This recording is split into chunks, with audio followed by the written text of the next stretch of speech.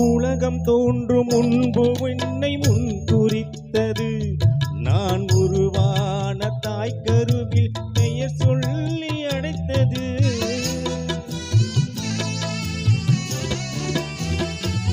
இந்த உலகம் தோன்றும் முன்பு என்னை முன் குறித்தது. நான் உருவான தாய் கருவில் பெயர் சொல்லி